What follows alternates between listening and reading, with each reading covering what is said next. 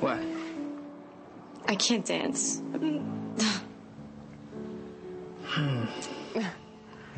It's all right, I'm going to suck all the blood out of your body. The books have sold more than 25 million copies globally. Now an army of teens, tweens and their mothers look set to ensure the Twilight films do even better. At premieres around the world, its cast have been greeted with the type of hysteria once reserved for the Beatles, with lead actor Robert Pattinson already dubbed hotter than Potter.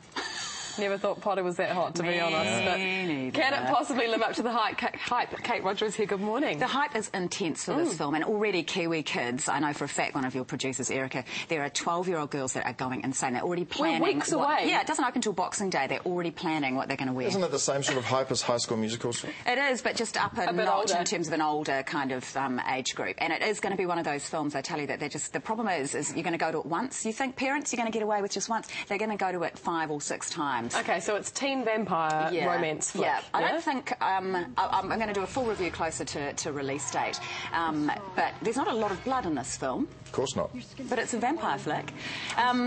It's softly in that sense. I think the reality is we've got 3 of these Twilight books in our top 10 on the kids' bestsellers list at the moment in this country. So just based on the books alone, quite apart from whether the film's any good or not, they're just going to troop along to it. It's fundamentally a teenage love story. And the lead guy, Robert Pattinson, is, you know, he's hot.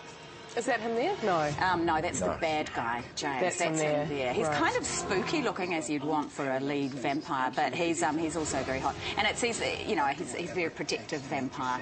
It's a good vampire.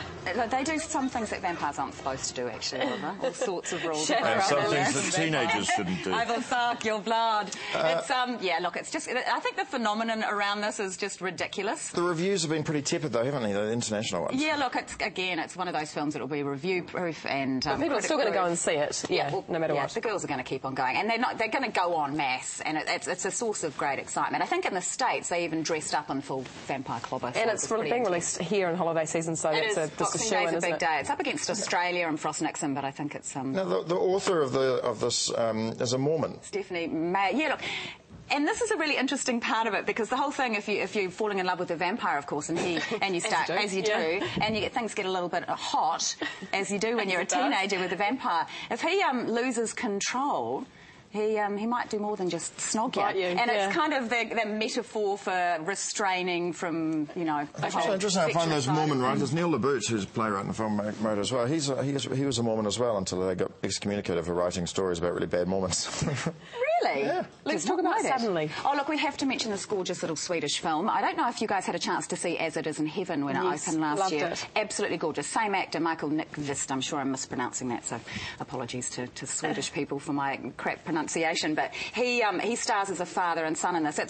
I've been really stressing over this review because it's an enormous thing happens right at the very beginning, which dictates what the entire film is about. And it's a loss in the family. And I kind of can't review this film without how that impacts on they lose life. The mother and the son. And there's no at the point very seeing beginning. it now. I knew you were going to say that. 2 more hours. How can I get away with reviewing this film with not telling you this? You find out in the first 5 minutes, and the whole film is about how the father and the son deal with it.